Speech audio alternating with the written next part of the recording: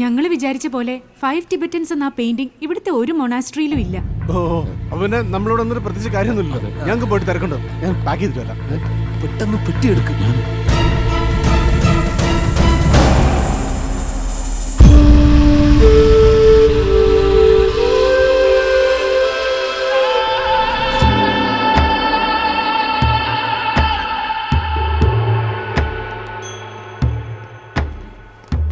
അല്ല ഇത് സോങ് പാങ് ലാമ, ഡൽഹിയിലുള്ള എന്റെ പ്രൊഫസർ അയച്ചെന്ന മെയിലാണിത്.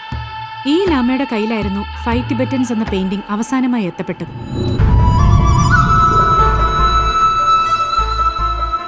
ഈ ലാമ 3 വർഷം മുൻപ് കൊല്ലപ്പെടുകയായിരുന്നു. അദ്ദേഹത്തോടൊപ്പം പരിക്കേറ്റ ഒരു സന്യാസി കോമയിൽ നിന്ന് എഴുന്നേറ്റപ്പോൾ കൈമാറിയ വിവരങ്ങളാണ് ഈ മെയിലിലുള്ളത്. ആർട്ട് കലണ്ടറിലൊന്നും ഈ പെയിന്റിങ്ങിനെ പറ്റി രേഖപ്പെടുത്തിയിട്ടേയില്ല. ടിബറ്റൻ കലാപ സമയത്ത് അമൂല്യ രത്നങ്ങൾ കടത്താൻ ഉപയോഗിച്ച ഒരു മറ മാത്രമായിരുന്നു ഈ പെയിന്റിംഗ്. ഇന്ന് ചൈനീസ് സർക്കാരിന് അവകാശപ്പെട്ടതാണ് ആ രത്നങ്ങൾ. അതിന്റെ വിലയാകട്ടെ ഏകദേശം 300 കോടി രൂപ. അത് കണ്ടെത്തി തിരിച്ചു നൽകുന്ന ആളിന് അതിന്റെ 10% പ്രതിഫലം പ്രഖ്യാപിച്ചിട്ടുണ്ട് ചൈനീസ് സർക്കാർ, അതായത് 30 കോടി രൂപ.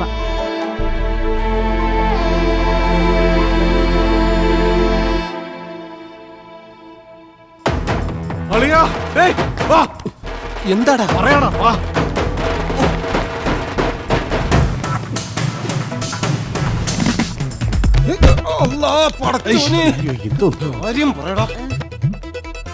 ദേവു, അന്ന് ഷിംലയിൽ നിന്റെ ഒപ്പം വന്ന വല്യച്ഛൻ അയാളിപ്പോ വീട്ടിലുണ്ടാവും.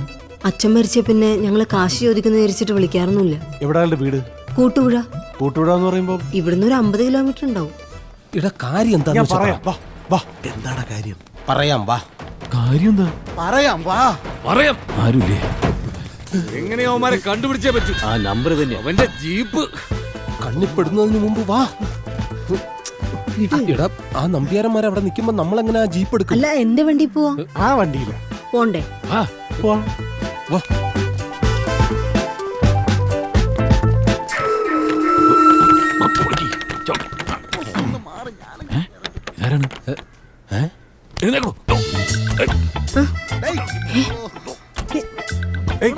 ഇയാളെങ്ങനെ ഇതിനകത്ത്?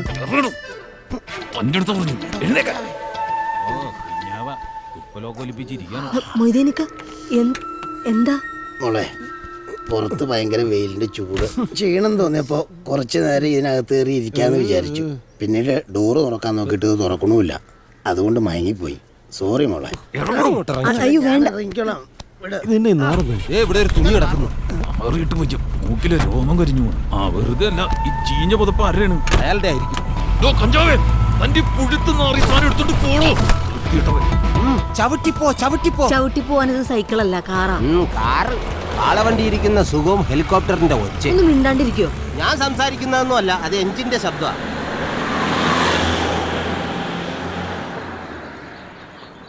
ഉസ്മാൻ, कहाँ है तू? I'll be there in 5 minutes. जो Joseph तिरुतानतिल.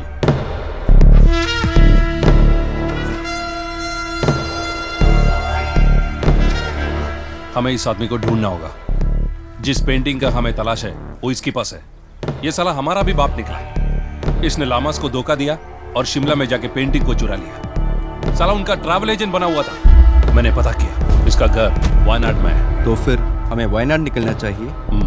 Let's go. Sir, cheap and best hotel sir. Cheap and best all services. Very good massage. Kerala ഒഴിച്ചിൽ തടവ് മസാജ്. പീറ്റർ, ഇയാളെ ഒന്ന് പറഞ്ഞുവിട്. ഇതെന്താ മലയാളീസിന്റെ ലോറി മറിഞ്ഞു? ഇന്ന് മൊത്തം നമ്മുടെ ടീംസ് ആണല്ലോ സാർ. കോളനിക്കകത്ത് നല്ല 5 സ്റ്റാർ ഹോട്ടലുണ്ട്. സാറിനെ കണ്ടിട്ടൊരു 5 സ്റ്റാർ ലുക്കും ഉണ്ട്. നിങ്ങൾക്ക് വെളിയിലൊരു കച്ചറ ലോഡ്ജ് അറേഞ്ച് ചെയ്ത് തരാം. ഒന്നും വേണ്ട, ഇയാളൊന്ന് പോയേ. അങ്ങനെ പറയല്ലേ സാറേ. क्या बोल रहे साला? സാറേ, ए चल चल यहाँ से चल. बोला ना तेरे को, चल फूक यहाँ से, चल निकल.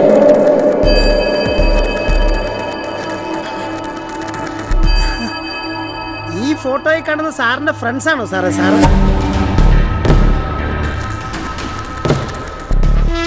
അറിയോ ഇയാളെ? അറിയുമെന്നോ? അതെന്നാ ചോദ്യമോ സാറേ? ഞാനല്ല എല്ലാ സെറ്റപ്പും ഇവർക്ക് ഇവിടെ ചെയ്തു കൊടുത്തു. ഇവർക്കോ? ഇവരൊരു വലിയ ഗ്രൂപ്പല്ലേ. ഇന്ന് വന്ന് ലാൻഡ് ചെയ്ത് തന്നെ ഈ മൊയ്തീൻ്റെ ഈ കയ്യിലോട്ടാ. എന്താ സാറേ പ്രശ്നം? ഈ സാറ് വല്ല കുഴപ്പക്കാരനോ മറ്റാണോ? പറയാം. താൻ ഇവനെ ഒന്ന് കാണിച്ചതാ. ചുമ്മാ അങ്ങ് കാണിച്ചു തരാൻ പറ്റുമോ സാറേ? അതിനൊക്കെ കുറച്ച് നടപടിക്രമങ്ങളില്ലേ? ഒക്കെ ശരിയാക്കാം മൊയ്തീനെ. താനൊന്ന് സഹകരിക്കേ. ഓക്കെ, സഹകരിക്കാം. നിങ്ങളെ ഇപ്പോഴാ ബ്രാക്ക് ഔട്ടിക്കും. അയ്യോ, ഹലോ, തുറക്ക്. സ്ഥലം എത്തിയോ? ലോക്ക് ലോക്ക് നോക്ക്. നാട്ടുകാരും ഇല്ലല്ലോ ഇതൊന്ന് വെട്ടിപ്പൊളിക്കാൻ. വെട്ടിപ്പൊളിക്കാൻ ഇതെന്താ ചക്കേ? ഇതെന്ത് തുറക്കൂലേ? ചില സമയത്ത് അത് അങ്ങനെയാ. അതേത് സമയം? നമുക്ക് എപ്പോഴും നല്ല സമയം. ഇത് കാറാ അതാ. എന്റെ പെങ്ങളെ എൽഡ് ചെയ്ത് വെച്ചേക്കാണ്. ഒന്ന് തള്ളണ്ട. എന്താടാ കാട്ടുപന്നിയുടെ മൂട്? ഈ വണ്ടി തന്നെ പ്രസിഡന്റ് കയറിയത്. എന്താ എത്ര സംശയം? അദ്ദേഹം ഉറങ്ങിക്കിടന്നപ്പോഴെങ്ങാനും എടുത്ത് കയറ്റിയതായിരിക്കാം. ഒന്ന് നോക്കി വീഴൂ സൽമാൻ. ഇരിക്ക്, ദാ. ഇതൊന്ന് തുറന്നു. ഇതെന്തോന്നും ബി നില വരെ തുറക്കാനും പറ്റുന്നില്ല. മെല്ലനൊന്ന് തട്ടിയാ മതി. ചവിട്ടല്ലേ? അയ്യോ, കമ്പനിന്ന് ഇപ്പൊ ഇറക്കിയ കാറല്ലേ, ചവിട്ടിയാ തേഞ്ഞു. ബോഡി ഒന്ന് ബെൻഡ് ചെയ്ത് ബാക്ക് ബോൺ ട്വിസ്റ്റ് ചെയ്ത് head must be straight and ഇതെന്താ ഊഞ്ഞാല്. അങ്ങോട്ടല്ല, എങ്ങോട്ടാണെന്നുള്ള പറ. ഇതെന്താ തടി ഇറക്കണ? ഇതൊക്കെ കൂടി പഞ്ഞു നശിപ്പിക്കോ? ഇതൊക്കെ എനിക്ക് ഇനി ആവശ്യമുള്ള. ഇവനെയൊക്കെ വല്ല ലോറിയിൽ കൊണ്ടുവന്നാ പോരെ. അടയ്ക്കരുത്, തിരിച്ചു പോവാനുള്ളതാ. ഡോറ് തുറന്ന് തന്നെ കിടക്കട്ടെ. മൂട് ആകെ കേട്ടില്ലാത്തൊരു ഭാഗമായിരുന്നു അതും. അടയ്ക്കരുത് മക്കളെ. ഇതാരുടെ ഭാര്യയല്ലേ? ഇവിടെ കിടക്ക.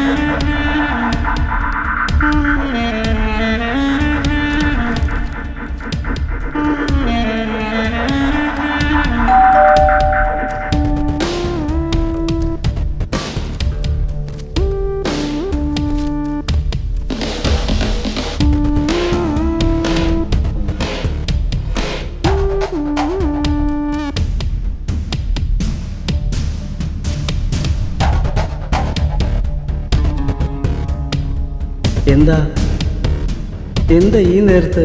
ഞാൻ ദേവയാനിയെ അവൾ പോയല്ലോ. അവൾ ഒരു കള്ളിയാ. ഫോൺ നമ്പർ പറ്റുമോ? ഫോൺ നമ്പർ എന്നും പറഞ്ഞ് എത്ര നമ്പർ വേണമെങ്കിലും തരാം. പക്ഷെ ഒന്നിലും അവളെ കിട്ടത്തില്ല എന്ന് ഉറപ്പാ.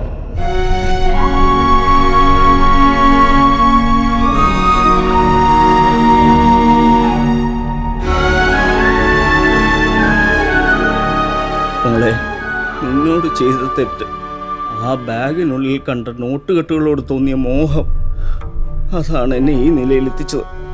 ആ കാശുമായി തിരിച്ചെത്തിയ പിറ്റേന്ന് വീണതാണ് ഞാൻ. ഈശ്വരന്റെ ശിക്ഷ.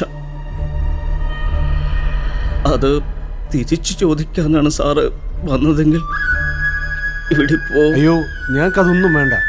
ആ ബാഗിൽ മറ്റെന്തെങ്കിലും. കുറെ പഴയ പത്രക്കെട്ടുകളും അതിനിടയിൽ ആ കാശും, വേറൊന്നും. ഉള്ള പ്രതീക്ഷയും പോയി. എൻ്റെ ജീവിതം നശിപ്പിച്ച ആ ബാഗ് ഇവള് പിന്നീട് എപ്പോഴോ കത്തിച്ചു കളയുകയും ചെയ്തു. പിന്നെ അതിനകത്ത് പഴയ ഒരു ടിബറ്റൻ കമ്പിളി ഉണ്ടായിരുന്നു.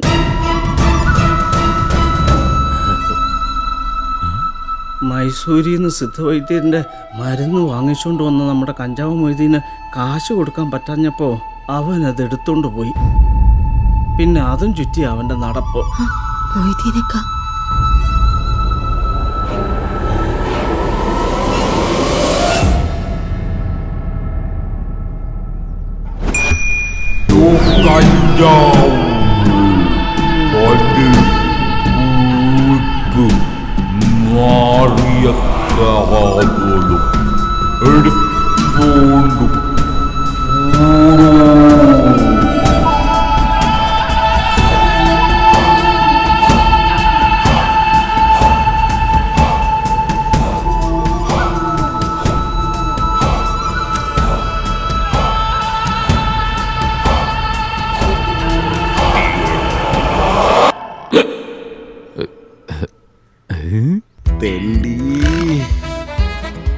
എനിക്കറിയാവോ ഇതാണ് അതെന്ന്.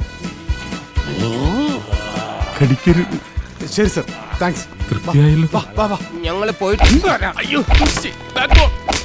മർദ്ദനമുറിയല്ല, അഹിംസാ മാർഗ്ഗം സ്വീകരിക്കുന്നു.